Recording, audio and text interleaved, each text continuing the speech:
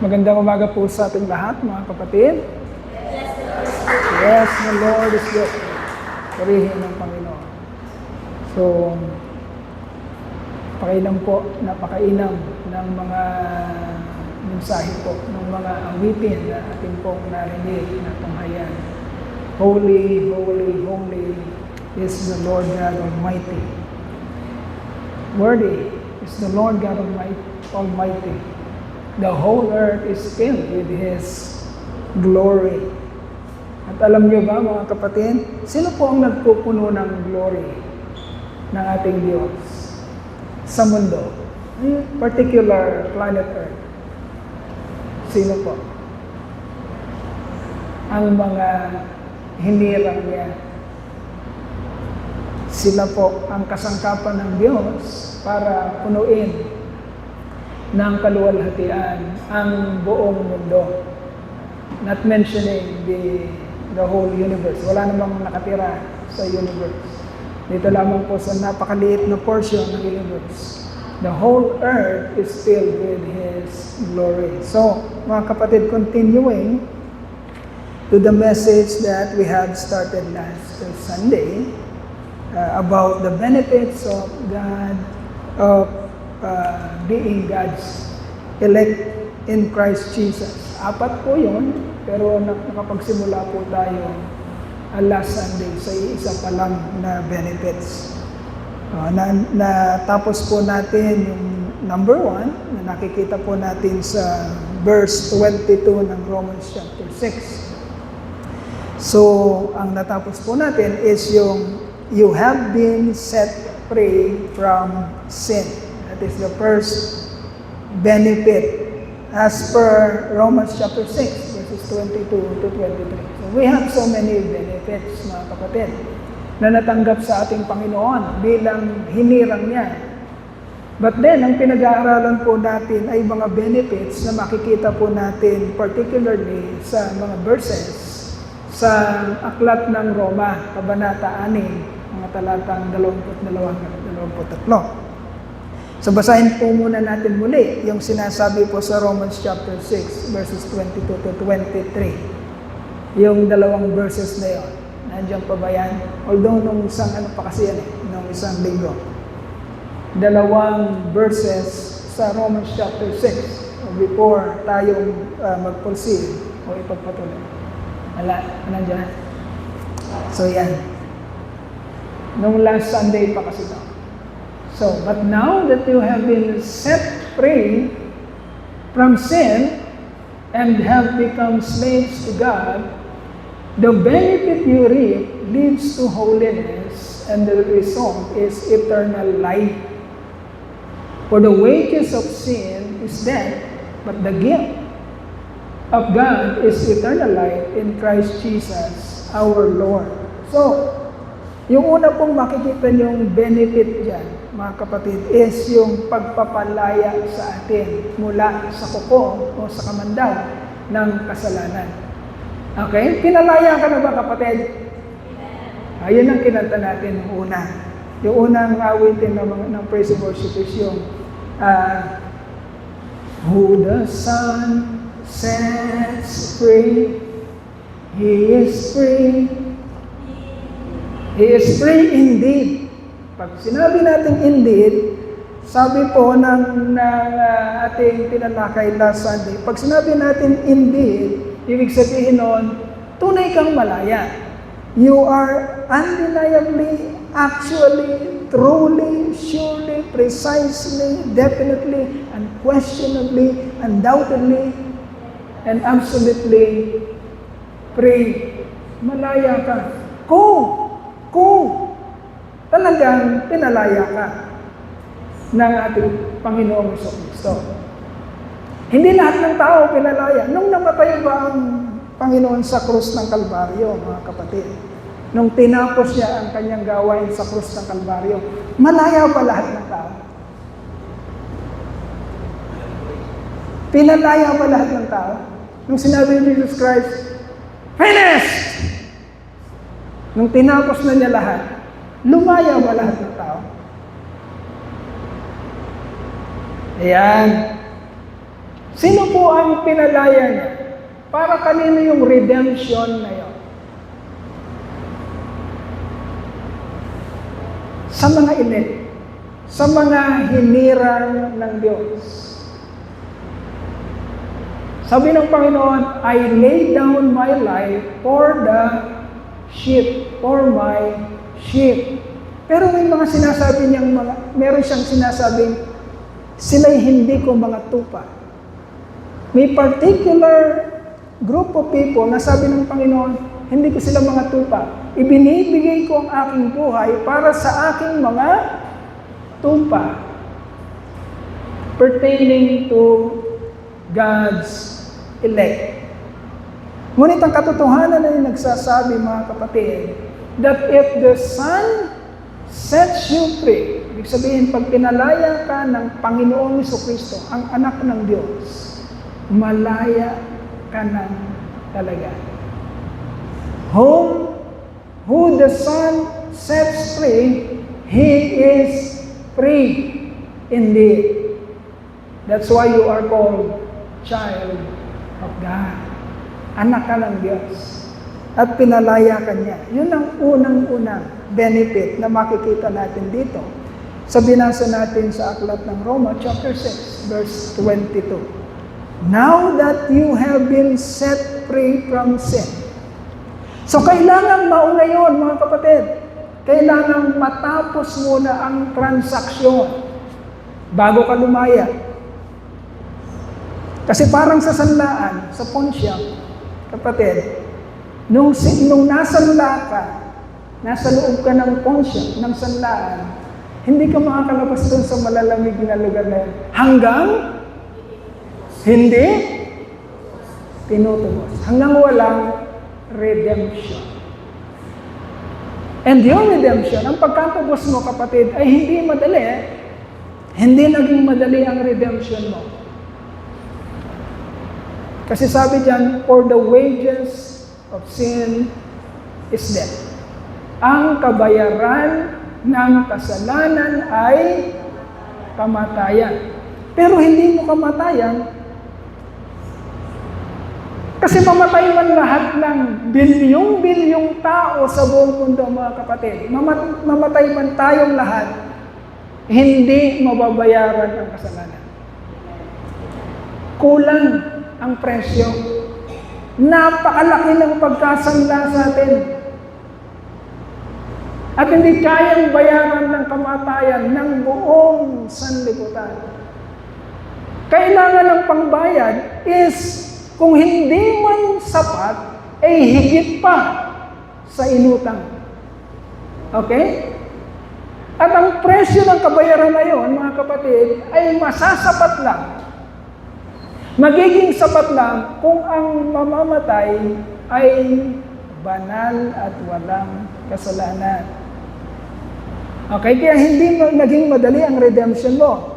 God decided to give Himself, to give His one and only child. John 3:16. For God so loved the world that He gave His one and only Son. For your redemption, kailangan mamatay. For the wages of sin is death. Kailangan may mamatay. At ang kamatayan na yon ay hindi sa iyong kamatayan, kundi kamatayan ng mismong Diyos. So the transaction of redemption from previous owner, kasi nasanla ka dahil sa pagkakamali o kasalanan ng unang tao, ng unang Adam, nasanla ka, napunta ka sa kuko ng kaaway, nakapinid ka, nakakulong ka. So the transaction of redemption from previous owner must be finished first. Okay? So yun ang unang benefit mo as an elect of God. You must be redeemed. You must be set free from slavery to sin. Okay? Set free from slavery to sin. Now, ang tanong, mga kapatid, nung simulan natin sa una, nung hinirang ka ba ng Diyos, mula sa bago magsimula ang sandaigdigan, nung hirangin ka at piliin ka ng Diyos para sa kaligtasan, ang tanong, banal ka na ba kaagad?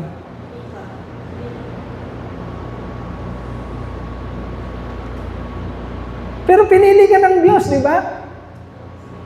Pero banal ka na ba kaagad? Hindi pa. So walang problema ito sa perspective ng Diyos, pero sa atin magkakaroon tayo ng problema. Sa pagtingin kung sino yung banal at hindi banal. Okay? Hindi pa. Tandaan mo, ang darating ay manunubos. Kaya nga siya manunubos, meron siyang tutubusin, meron siyang ililigtas. At ang mga ililigtas niya ay alipin pa ng kasalanan. Kaya hindi ka pa banal, Antimano. Okay? Kasi tutubusin ka. Kung makikita natin dito, mga kapatid, yung sequence ng plano ng kaligtasan ng Panginoon. Hindi ito patalon-talon. Napakahusay at napakainam ng plano ng Diyos para isang araw mangyari sa atin yung Holy, Holy, Holy, the whole, all of the earth is filled with your glory. Okay? Hindi basta-basta lalabas ang glory ng Lord na walang nangyayari. Hindi basta-basta maluluwalhati ang Lord na walang nangyayari. Ang nangyayari, puro digmaan, puro kalapastanganan. Walang glory ang Lord doon. Nasaan ang glory ng Lord, mga kapatid?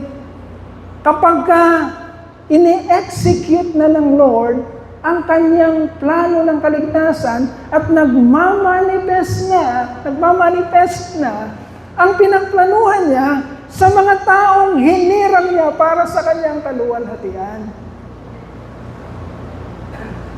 Kapag ginagawa na niyang banal ang kanyang mga hinirang, hindi pwedeng pinili ka ng Diyos at imbis na kabanalan ang nangyayari sa buhay mo, ay kalapastanganan. No, hindi ganun ang plano. Kaya nasa sanctification period tayo, yun ang pinag-aaralan natin. Una, mga kapatid, kailangang tapusin ng Diyos ang transaksyon at palayain ka sa kasalanan. You have been set free from sin. And then, susunod ang pagkatapos mong palayain sa pagkaalipin sa kasalanan, nandito ka dati, alipin ka ng kasalanan, dumating ang Panginoon, tinubos ka, pinalaya ka, dadalhin ka niya sa, ano yung susunod? Number 2? Number 2. Yan. You have become slaves to God. Pastor, ang bihira naman. Alipin na ako dito eh. Alipin ako dati ng kasalanan. Ang pupuntahan ko pala ay pagiging alipin na naman. You are slaves to God. You will become slaves to God. Or you have become slaves to God. Pero yung slavery mo dati dito, kapatid, pag slave ka o alipin ka ng kasalanan, dadalhin ka nito sa impyerno. Kapag alipin ka ng kasalanan, ang resulta nito, kapatid, ay impyerno. Inalis ka ng Panginoon dito sa kamatayan na ito at dinala ka niya sa slavery to God sapagkat dadalhin ka niya saan? Sa langit. Kaya huwag kang magagalit. Huwag kang magtatampo sa Diyos kung inalis ka sa slavery, dadalhin ka sa slavery, malaking pagkakaiba noon. from slavery to sin that leads to death, to the slavery to God that leads to holiness and eventually eternal life. Although tandaan natin, alipin ka doon. Kailangan natin maintindihan yun. Okay? Alipin ka pa rin. Ang alipin ba may ginagawang lingid o ang alipin ba may ginagawang labag dun sa kanyang amo o sa umaalipin sa kanya? Meron ba? O sumusunod siya kung ano ang sinasabi ng umaalipin sa kanya? Sumusunod siya. Nung nasa pagkaalipin ka pa ng kasalanan, sabi ni Apostol Pablo, gusto mong makawala doon pero hindi ka makawala sapagkat alipin ka ng kasalanan. And now that you have been set free from slavery to sin, and now slaves to God, kapatid, ganun pa rin ang ginagawa mo. Ginagawa mo ngayon ang gusto ng amo mo o gusto ng umaalipin sa'yo. Kagaya nung ginagawa mo sa kasalanan, ngayon ay gumagawa ka ng pag-aalipin sa katuwiran. Okay? You have become slaves to God. Makikita natin yun, mga kapatid, sa verse 22. Basahin natin yung verse 22. But now you have been set free from sin and have become slaves to God.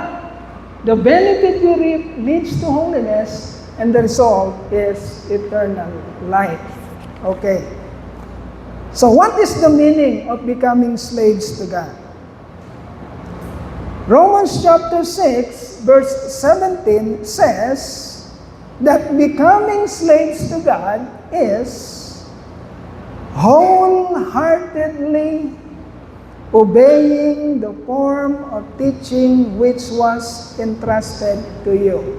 Buksan natin yung Romans chapter 6, verse 17.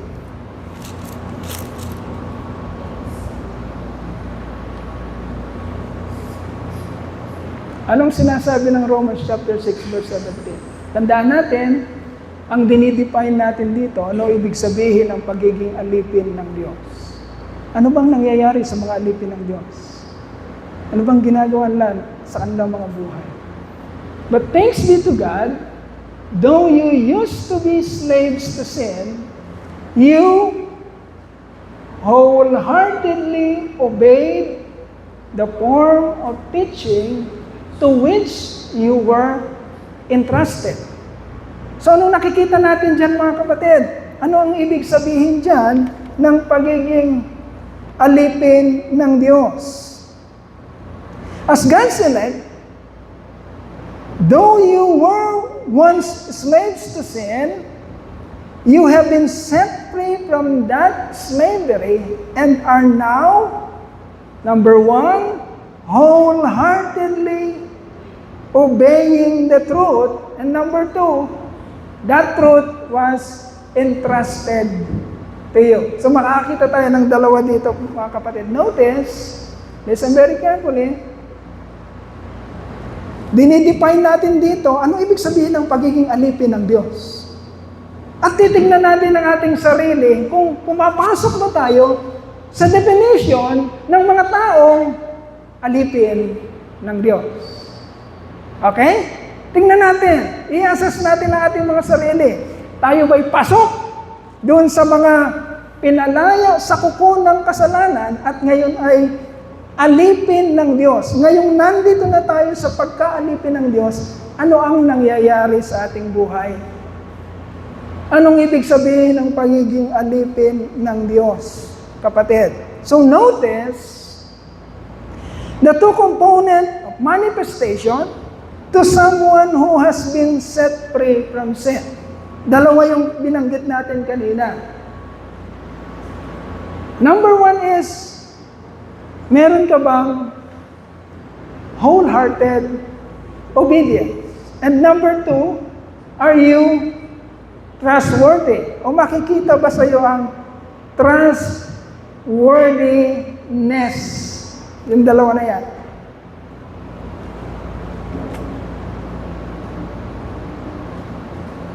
Ayan. Two components, two manifestations Para masabi mo sa sarili mo, kapatid, na ikaw nga ay nailipat na mula sa pagkaalipin sa kasalanan at ngayon ay namumuhay na bilang alipin ng Diyos. Number 1 is wholehearted obedience. Now ask yourself,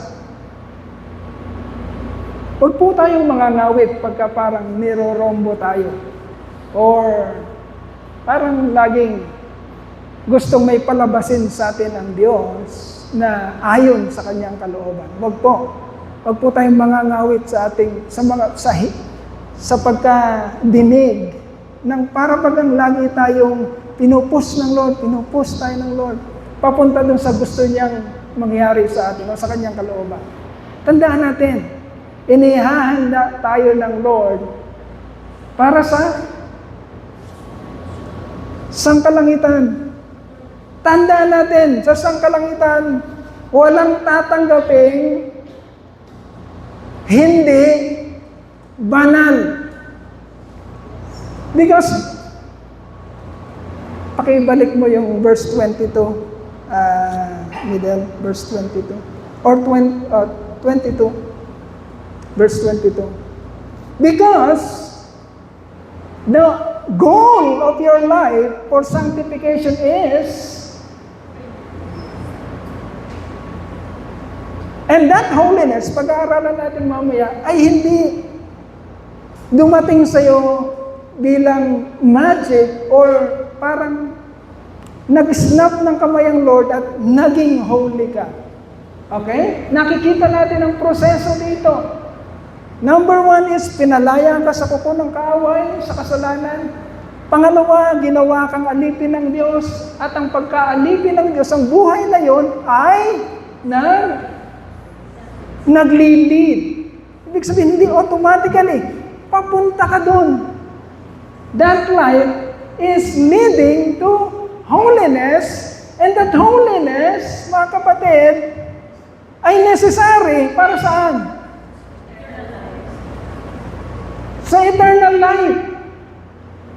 So makikita mo dito, klaro ang plano ng Diyos. Hindi siya magic. This is a lifelong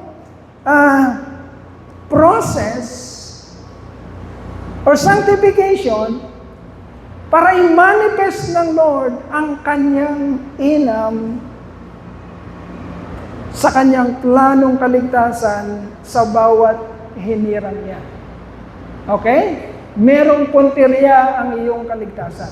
At iyon ang kailangang matunton at makita natin para maging preparado tayo sa pagharap natin sa Panginoon. Sapagkat marami ang haharap sa Panginoon sa huling araw at magbabrag sila, magsasalita sila ng mga bagay-bagay at sasabihin ng Lord na, umalis kayo sa aking harapan, kayo na mapaggawa ng kasalanan. Umalis kayo sa aking harapan, kayo na mapaggawa ng kasalanan. Hindi ba tinuro ko na inalis na kita sa kamandag ng kasalanan at nilipat kita sa pagkaalipin sa katuwiran, bakit namumuhay ka sa kasalanan? So maraming hindi makakaunawa at magkakaroon ng kumpiyansa na parang niligtas sila sa grasya ng Diyos, pero hindi naunawaan na ang kanilang buhay ay niloob ng Lord na makasapit sa kabanalan. At yun ang iniisa-isa nating unawain, mga kapatid, ayon sa salita ng Diyos na pinakita sa aklat ng Roma, chapter 6, verse 22 to 23. So, number 1 is wholehearted obedience. Kapatid, i-assess mo ang sarili mo. Ang pagsunod mo ba sa Lord ay buong puso o napipilitan ka? Well, hindi ako ang nagbigay ng requirement na yon. Ang nagbigay ng requirement na yon ay ang salita ng Diyos. If you want yourself or you want your life to be seen as a holy life, banal na buhay, Kapatid, ang prerequisite, ayon dito ay dalawa. Una, you are obeying wholeheartedly. Not half-hearted, not 90%, not 95%, not 99%. Ang sabi diyan, the manifestation is wholehearted obedience. And number 2, kapatid, is trustworthiness. Okay? Manifestasyon na ikaw ay pinalaya na sa kasalanan, ikaw ngayon ay sumusunod ng buong puso sa Panginoon, hindi ka lang sumusunod, kapatid, ikaw pa ay pinagkatiwalaan at tagapag-ingat ng katotohanang tinanggap mo. Okay? Sapagkat marami ang nagsasabing sumusunod sila sa Diyos. Tama? Maraming relihiyon, maraming nagsasabi na ang ginagawa nila ay pagsunod sa Diyos. Pero anong definition, mga kapatid, ng isang tunay na sumusunod sa Diyos? Anong naiintindihan ng kanilang isipan?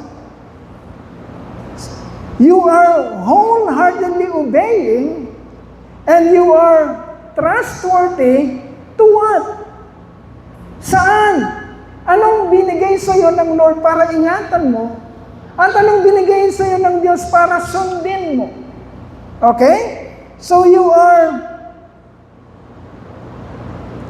obeying and you are keeping God's form of teaching or the truth or the gospel of the grace of God's salvation for His elect.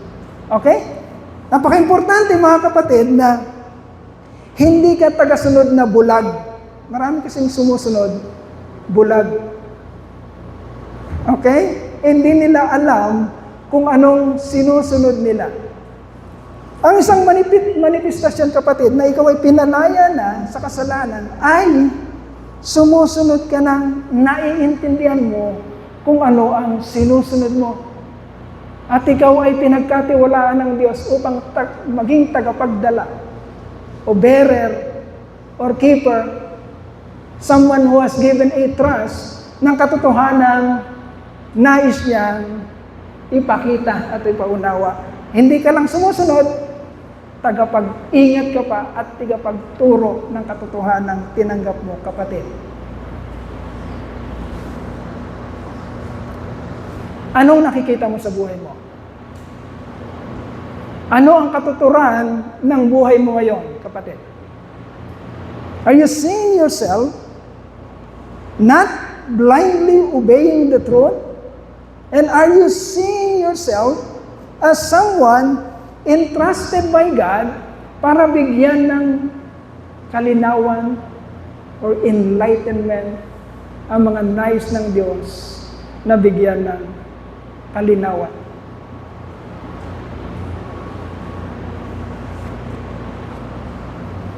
Iyan ang dalawang components, kapatid, na dapat mag-manifest sa isang taong pinalaya na ng Diyos sa kasalanan.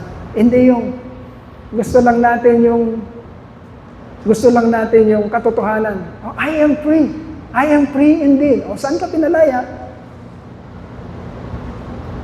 Saan ka pinalaya? Pinalaya na ako sa resulta ng kasalanan. Pinalaya na ako sa hell. Ano yan? Sa impyerno. Hindi na ako mapupunta sa impyerno. Yes, thank you, Lord.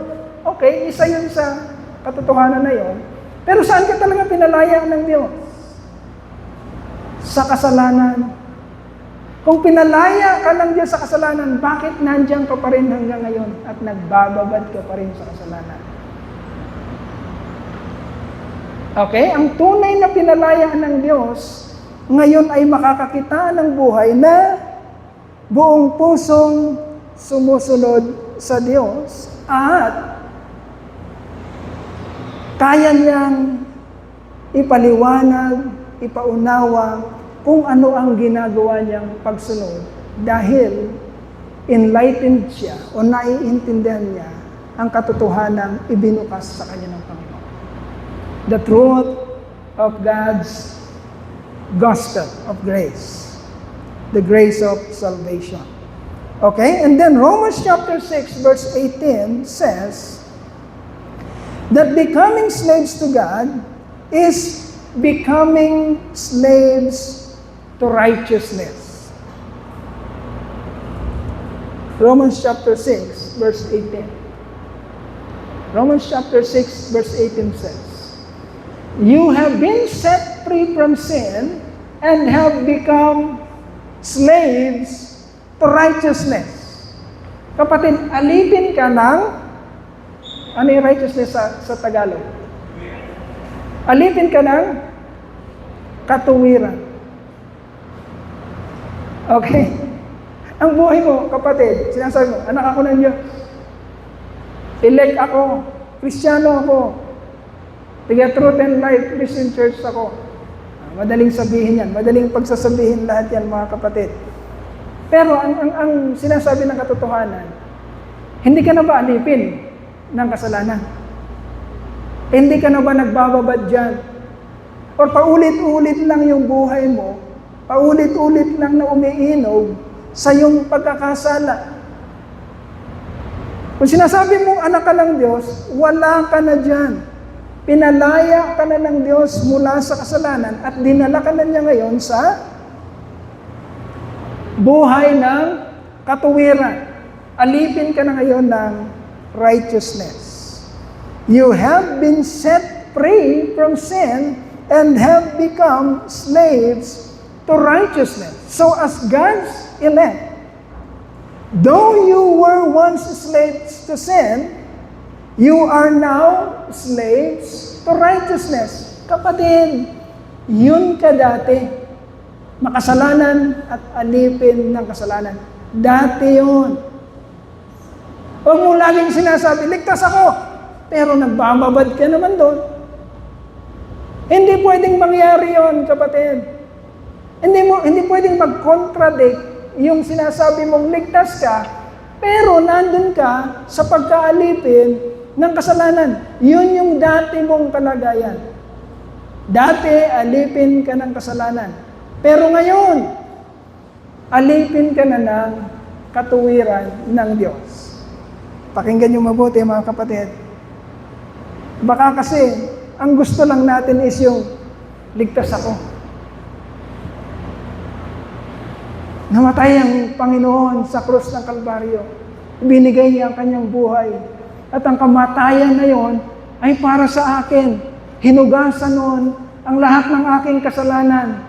Ang kasalanan ko dati, ang kasalanan ko ngayon, at ang mga gagawin ko pang kasalanan, hinugasan lahat ng Diyos.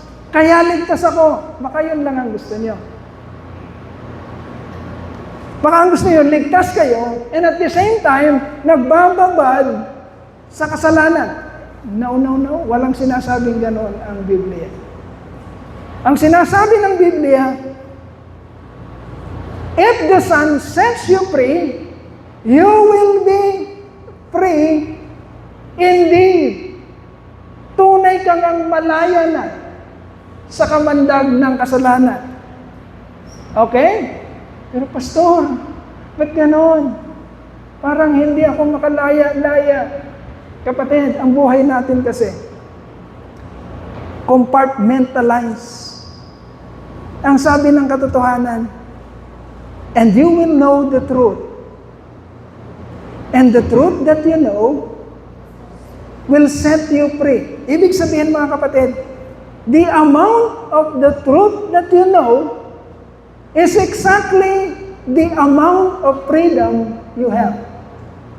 Nagkakaintindihan tayo, mga kapatid? Nagigets nyo? Kung gaano karami ang katotohanang pinaalam sa iyo ng Lord, ganon din karami ang freedom mo. Kasi yun ang sinasabi eh. And you will know the truth. At hindi sinabi ng Lord na, anong namatay ako sa krus? Nung sinabi kong, Penes, ginanon ko yung kamay ko sa langit. At alam mo na lahat. Walang ganon. Walang sinabing ganon sa katotohanan. Ang sinabi ng Panginoon, ang mababasa natin sa truth is, pagkamatay ng Panginoon, bago siya umakyat ng langit, ilang araw pa siyang nabuhay dito. Ay, ilang araw pa siyang nagpakita sa tao. Pakinggan mabuti. Nung pagkamatay ng Lord at nabuhay siya maguli, ilang araw pa siyang nag-stay sa lupa?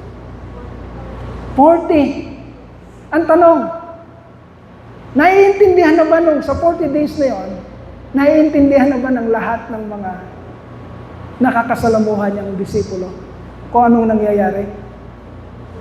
Eh hindi pa. So process siya. Pagkayari ng 40 days, sa Mount of Olives, pinakita na witness na umakyat ang Panginoon. Okay? And then, nangako siya na meron siyang isesend back.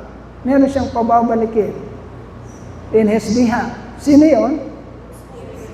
Kailan nangyari yun? Nung bumalik ang Holy Spirit, kailan? Sa Book of Acts, sa panahon ng Pentecost. Saan yung dilang apoy? Ayan. Kasi kailangan talaga natin ng theology. Pag hindi natin inuunaw, pag walang truth, hindi tayo malaya. Nag-guess tayo kung anong pinag-uusapan. Pero kailangan natin ng katotohanan na magpapalaya sa atin. And then pagkatapos nun, sinend back ng Lord ang Holy Spirit, at ang Holy Spirit na yon ang lumukob sa kanyang mga hinirang at nagbigay ng kaunawaan sa kanila. Pero hindi ito magic na pagdating ng Holy Spirit, ay alam mo na lahat. Anong gagawin ng Holy Spirit? Ipapaalam niya sa atin ang lahat ng kailangan nating katotohanan. Glory for glory. Okay? Kaya pag ikaw ay tamad, pagka ang gusto mo lang ay, gusto ko ng kaligtasan. Basta, tapos na yun, ligtas na ako. And then ayaw mong alamin ang katotohanan, kapatid. Malamang mapunta ka sa hukay. Kasi marami, mga kapatid, ang sinasabi ng Biblia, mga bulag na guro, bulag na tagapagturo, pag tinuruan nila ang mga bulag na nakikinig, kapwa sila pupunta sa hukay, sa impyerno. Kasi hindi nila alamin ang katotohanan. Kaya pinagtsatsagaan tayo ng ating Panginoon na malaman natin, maintindihan natin ang katotohanan. Okay? We have become slaves to righteousness. Another manifestation of an elect of God, or child of God, or a born-again Christian, or a spiritual man is walking in a life of righteousness, or walking by the grace of God. Listen very carefully. Kapatid, kanina, meron tayong dalawang manifestation ng pagiging isang taong pinalaya sa kasalanan. Una, wholehearted obedience. Pangalawa, bearer of the truth. Hindi ka lang sumusunod, alam mo pa ang sinusunod mo, at kaya mong ituro yung sinusunod mo. Pangatlo na manifestation, kapatid, is a life of righteousness. Hindi mo lang sinasabi na anak ka ng Diyos, hindi mo lang sinasabi na born-again Christian ka, hindi mo lang sinasabi na spiritual man ka, kailangang nagmamanifest yun or nakikita yon sa iyong buhay. You are walking in a life of righteousness, or walking in the grace of God, or by the grace of God. Yun ang sinasabi sa Romans chapter 6, verse 14, na kailangan saulado natin, kabisado natin. Romans chapter 6, verse 14 says, "For sin shall not be your master, because you are not under law, but under grace." It says that they are not enslaved by sin anymore. Not enslaved by sin anymore. Hindi ka na nagbababad doon because they have received the grace of God, which is the power, kapangyarihan, that enables them to walk in righteousness. Hindi mo rin pwede i-claim na ikaw ang lumalakad on your own sa ganang iyong ability, because you have received the grace of God. Tinanggap mo yung grasya ng Diyos. At ang grasya na yun, kapatid, hindi yan isang bagay na walang buhay. Ang tinanggap mong grasya ay kapangyarihan ng Diyos that will enable you, na magbibigay sa iyo ng kapangyarihan na makalakad ayon sa panuntunan o sa kalooban ng Diyos. Nakakalakad ka ayon sa kalooban ng Diyos, kapatid, because you have received that amazing, powerful grace of God. Okay? But what is the meaning now of reaping the benefits of holiness? Ito yung pangatlong benefit. Una, pinalaya ka sa kasalanan. Pangalawa, naging alipin ka ng Diyos o alipin ng katuwiran. Pangatlo, you will reap. Ano yung reap sa Tagalog? Aani ka ng kabanalan. Makikita natin, mga kapatid, hindi automatic banal ka, no? Hindi automatic nung niredeem ka ng Lord, pinalaya ka sa kasalanan, hindi automatic banal ka. Tandaan natin, walang problema ang langit kung paano kanya tinitignan. Ang Lord ay transcendence. Alam niya yung simula at wakas mo. Walang problema sa pagtingin sa langit. Ang pinag-uusapan natin ngayon is, gagamitin ng Diyos ang buhay mo para makita ng madlang people. Bakit importante yun? Importante kasi yung resulta sa iyo ng kanyang kapangyarihan para matuntun mo siya.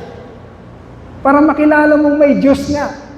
Para makilala mong may Diyos na kayang magbago ng buhay ng isang makasalanan. Okay? Kaya ang sanctification, mga kapatid, importante sa mga inililigtas ng Diyos. Sapagkat wala nang maliligtas kung walang makikita ang sangkatauhan ng mga ehemplo ng mga taong iniligtas ng Diyos. Tama?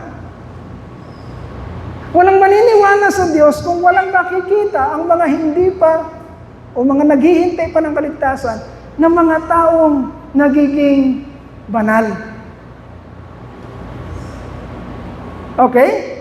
Kaya ang pangatlong benefit mo is you will reap the life of holiness or the benefit of holiness. At importante yon, kapatid. What is the meaning of reaping the benefit of holiness? The third benefit of being an elect of God, according to the book of Romans chapter 6, verse 22, is reaping the benefit of holiness. The question we should ask when we talk about holiness is, when will be the time that we are actually reaping the benefit of holiness as an elect of God? Kailan ba talaga nangyayari na nagiging banal na tayo or pinapaging banal na tayo ng Diyos? Kailan ba nangyari yun? So when God elected you or chose you before the creation of the world, you are not automatically holy. Listen very carefully. Mga tumatalon tayo sa ating kaisipan. Kaya nagkakaroon tayo ng parang kumpiyansa at lisensya na okay naman magkasala eh. Elected naman ako ng Lord. Okay naman magkasala eh. Tinanggap ko naman siya bilang Panginoon at tagapagligtas. Okay naman ako magkasala eh. Anak na ako ng Diyos. Okay naman ako magkasala eh. Binayaran ng Diyos ang aking mga kasalanan. Okay naman ako magkasala eh. Tinubos na ako ng Diyos eh. Okay naman ako magkasala, ligtas na ako. No, hindi ganun ang paliwanag ng Biblia. Mga ICGCs mo yun. Yun ang mga takbo ng isipan mo kasi gusto mo lang instantly ma-enjoy ang dalawang mundo. Okay? Tandaan niyo to. Etong kaisipan ng tao, ng natural man, gusto niya ng enjoyment sa dalawang mundo. Gusto niya sikat siya sa langit, sikat din siya sa sanlibutan. Gusto niya ligtas siya, and at the same time, nagbababad siya sa kasalanan. Yun ang mga gusto ng natural man. Hindi ganun ang tinuturo ng Biblia. Tandaan natin. Piniprepara tayo ng Diyos na maintindihan natin, ano ba ibig sabihin ng holiness, kabanalan? Ang kabanalan ba ay isang magic lang na binigay sa'yo ng Lord? O banal ka na? Tinapos ko na ang gawain para maging banal ka. Banal ka na ngayon. No, hindi ganun ang sinasabi ng Biblia. It is a process. Tandaan na walang problema ang langit doon. Nung hinirang ka ng langit, all the way, makakarating ko sa Kanya. Tandaan niyo yan, walang problema ang langit doon. Ang may problema is, kung paano mo ito nauunawaan. Kung paano mo ito tinatanggap, yung katotohanan na yun, na nagre-resulta sa pagkapahamak mo, kung hindi mo naiintindihan. Kapatid. So, when is the time? When will be the time that we are actually reaping the benefit of holiness as an elect of God? Kailan ba nangyayari na pinapaging banal na tayo ng Diyos? Romans chapter 6 verse 22 says that being set free from sin and becoming slaves to God are prerequisites that leads to reaping the benefit of holiness. Pagtsagaan niyo mga kapatid, talagang bugbog to sa theology, pero pagtsagaan niyo. Kasi pag naintindihan natin mga kapatid, lalaya tayo. Lalaya tayo sa mga maling kaisipan, sa mga maling aral, at matutunto natin ano ba talaga ang kalooban ng Diyos. Okay? Being set free from sin and becoming slaves to God, yung dalawa na yon, yun ay mga prerequisites, mga kailangang mangyari sa iyo bago ka umani ng buhay na may kabanalan. Okay? Hindi ito yung instant banal ka, pero gusto mo banal ka, pero naglulublob ka sa kasalanan. Hindi ganun ang banal. Kapatid, nangyayari muna sa'yo na nakikita kang buong pusong sumusunod sa Diyos dahil ginawa kang tagapag-ingat ng Diyos ng Kanyang katotohanan. Ibig sabihin, naiintindihan mo yung katotohanan na yun. Kaya naman, nagre-resulta yun ng buong pusong pagsunod sa Diyos.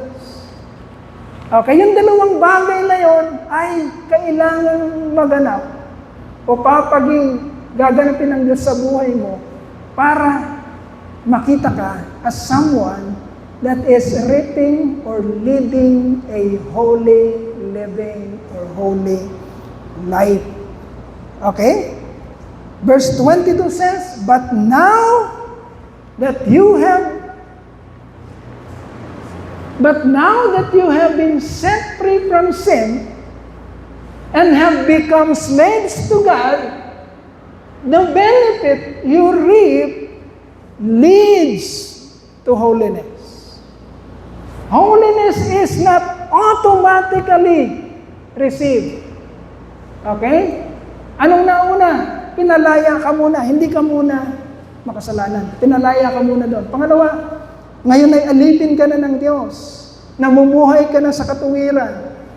Ang buhay na yon ay papunta, sabi diyan, leads. Anong lead sa Tagalog? Patungo. Ang buhay na yan ay patungo sa kabanalan. Ibig sabihin, kapatid, hindi sapat yung claim mo, hindi sapat yung bunganga mo, sinasabi mo, Christian ako. Hindi yun ang tinatanggap sa langit. Christian ako, tinanggap ko ang Lord. Pero, nasa kabaret ka. Nandun ka sa kalaguyo mo. Nandun ka sa buhay na malayo sa Diyos. And then gusto mo ng kaligtasan. Gusto mo ng kabanalan. No. Walang sinasabing ganoon ang Biblia. Kailangang magising tayo dyan, mga kapatid. Kailangang palayain tayo. Because every day, we make decisions in life. Nagdidesisyon tayo sa araw-araw. At minsan, nagiging magaan sa ating magdesisyon ng mga bagay na palayo sa Diyos. Hindi mo na ma-attend. Bakit ba? Hindi naman nawawala ang kaligtasan ko eh. Lagi naman ako nasa Diyos. Yun ang marinig mo sa mga hindi na uma-attend. Puntahan mo sa bahay. Kapatid, hindi ka na uma-attend ah. Oo nga eh. Pero hindi naman ako nawawala sa Diyos. Narinig niyo ba yun? Palagi. Hindi naman ako nawawala sa Diyos. Nandiyan pa rin siya. Pinagpapala niya pa rin ako. Oh? Anong verse mo doon? Ano ang verse mo doon? Na pwede yun. Hindi pwede yun, mga kapatid. Tandaan natin. Because every day we make decisions in life. And our decision must be based upon the truth. Hindi nga pwedeng mag-create ng cute ideas, ICGCs. Gagawa ka ng mga bagay na idea mo, and then yun ang tatanggapin mo. Sabi ng Diyos, ligtas na ako. So, pwede kang gawin ang mga gusto kong gawin. No. Hindi mo pwedeng gawin ang mga gusto mong gawin. Bakit naman, Pastor? You are slave to God and slave to righteousness. Alipin ka, kapatid. Pero huwag kang mag-alala. Pag naiintindihan mo ibig sabihin ng alipin ka ng Diyos at alipin ka ng katuwiran, kung talagang naiintindihan mo yun, huwag kang mag-alala. Dahil ang buhay na yun ay papunta sa eternal na kaligayahan. Hindi kaligayahan momentary, kundi sa eternal na kaligayahan. So yung dalawa na yun, mga kapatid, ay yung dalawang sinasabing set free from sin, being slaves to God, kailangang nangyayari sa'yo bago mailunsad, bago makita yung sarili mo, that you are really reaping, you are really reaping the benefit of holiness. Okay? You have been set free from sin and have become slaves to God.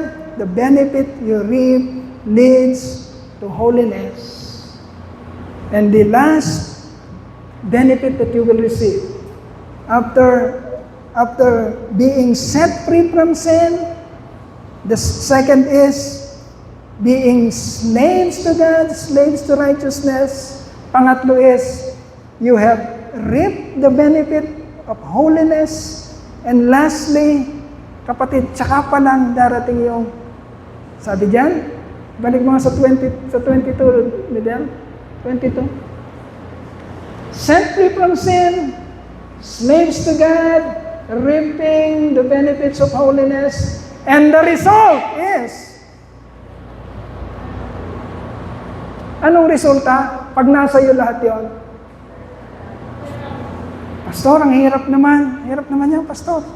Dahil palang gagawin. Kapatid, nami-miss mo yung point pag yun ang tumatakbo sa isip mo. Hindi ikaw ang may gawa ng lahat ng yan. Ang Diyos. Ang nagpalaya sa'yo, ang Diyos. Okay? Nagpalaya sa kasalanan, ang Diyos. By His grace. Ang tumubos sa'yo, si Kristo. By His grace. Hindi ikaw ang tumubos sa sarili mo. Siya ang namatay para sa'yo. Hindi ikaw ang gumawa no. And then, you are now slaves to God. Slaves to righteousness. Kapatid, hindi ikaw ang nakakagawa ng pagsunod sa Kanya wholehearted. Philippians 2:13. Philippians 2:13. For it is God, who works in you, both to will, wholehearted, to will, and to act obedience according to His good purpose, His good will, His good intention. It is God. And daw yung holiness, yung kabanalan na yun, kapatid, hindi rin ikaw. Yun ang holiness na bunga ng ginagawa ng Diyos sa buhay mo. You are reaping the life of holiness because of the power of the grace of God. Kaya darating sa iyo yung buhay na walang hanggan o yung langit, yung resulta na yon dahil sa trabaho ng grasya ng Diyos sa sarili. Anong pinag-uusapan natin, Pastor? Ano ba yan? Ba't sinasabing kailangan natin makita sa ating sarili? Kapatid, ito yung trabaho ng Diyos na dapat nagmamanifest sa atin. At importante yun. Importante yung mga pinag-aaralan nating trabaho ng Diyos na sinimulan niya, hindi pa man nagsisimula ang sandaigdigan, ay nakikita nating actually na nagaganap sa ating buhay. Bakit naman? Pastor, ba't kailangan natin makita? For your confidence, and for your peace, and for your, yung kapayapaan, yung security, assurance. Doon mo hinuhugot lahat yun. Kasi meron kang nalalaman, tinuturo sa iyo ng Diyos ang lahat ng katotohanan na yun. At ang mga katotohanan na nalalaman mo, pinapaintindi sa iyo ng Diyos, kailangang nakikita mong nagmamanifest sa buhay mo. Or else, wala kang paghuhugutan ng kumpiyansa. Pag sinabi ng katotohanan na kailangang alipin ka ng righteousness, kailangan ang buhay na yan ay wholehearted na sumusunod sa Kanya. Kailangan pinagkatiwalaan ka ng Lord ng katotohanan, ng gospel. Kailangan na unawaan mo yan. Kung ang lahat ng yon, nababasa mo, pero hindi mo nakikita sa buhay mo, it's about time, kapatid, na maaaring ginigising ka ng Lord. Lord, wala sa akin ang slavery to righteousness, Lord God. Hindi ito nangyayari sa akin. Ang buhay ko, nandito pa rin sa dati. Ginagawa ko pa rin. Lahat ng gusto kong gawin. Hindi pa rin kita iniintindi. Pag nasa kamunduhan ako, alive na alive ako. Yeah! Alive na alive ka. Picture ka. Nasa kamunduhan. Nasa sanlibutan ka. Picture. Lord, pagdating ko sa Word of God, 1 oras lang naman yun. Nakipagpatayan ako kay Nakipagpatayan ako kay Antok. Listen very carefully. Ano yun? I'm sorry. Kailangan yung gumising, mga kapatid. I'm sorry. Kailangan natin maintindihan ang katotohanan. If you see yourself, parang saya-saya mo sa sanlibutan. Hindi ka natitinag. Lakad doon, lakad dito, ginagabi, happy, ano tawag doon sa ganon? Yung happy. Masayang-masaya ka, gising na gising ka. Lahat ng nangyayari, ganda ng nangyari sa amin, saya, ganon. Gising na gising ka, alam na alam mo lahat ng nangyayari. Pero pagdating mo sa Lord, para kang walang interest, walang ano sa'yo, walang ano man lang, desire. Lagi kang parang pinipilit mo lang ang sarili mo. Nagdadala ka ng toothpick, nilalagyan mo dito para dilat ka. I'm sorry, mga kapatid. I'm sorry kung nakakarinig kayo ng gano'n. Pero dapat niyong maintindihan na hindi gano'n ang buhay kung saan pinalitan ng Diyos ng kanyang kamatayan. Ang manifestation ng buhay na pinalitan ng Diyos ng kanyang buhay ay kapareho. Hindi ka man pumantay sa Panginoong Kristo. Pero kapareho ka ng nangyayari sa Panginoong Kristo. Wholehearted obedience You know the truth. You are living in righteousness. You are receiving and reaping the benefit of holiness. Kabanalan, kapatid. Sapagkat yun ang inaasahan sa atin. Yun ang inawit ni Sister Aloha kanina. As you are, so are we. Ano ibig sabihin ng as you are, so are we? Kung sino ang Panginoong Jesucristo, ganun tayo. Nagbabad ba sa kasalanan si Jesus Christ? Wala nga siyang kasalanan eh. Perfecto siya. And you, my dear brethren, tandaan mo, pag sinabi mong Christian ka, tandaan mo, you are being perfected. You are being perfected. Hindi mo rin makita ang sarili mo na kagayang-kagaya ni Jesus Christ na wala talagang talab ang kasalanan. Wala talagang talab ang temptation kay Jesus Christ. Wala talaga, hindi siya matinag. Hindi mo man makita ang sarili mong ganun, katindi, kapatid. But you are seeing yourself as someone na glory for glory, day after day, after day, after day. Nakikita mo na, nag-i-improve, lumalakas, tumatatag, nagkakaroon ng muscle na kontrolin ang mga temptation. Kailangan mo makita yon, kapatid. Hindi pwedeng nandyan ka at nagbababad ka sa sanlibutan. Yes, gusto natin lahat ng eternal life. Sinong ayaw dito ng eternal life? Gusto natin yun.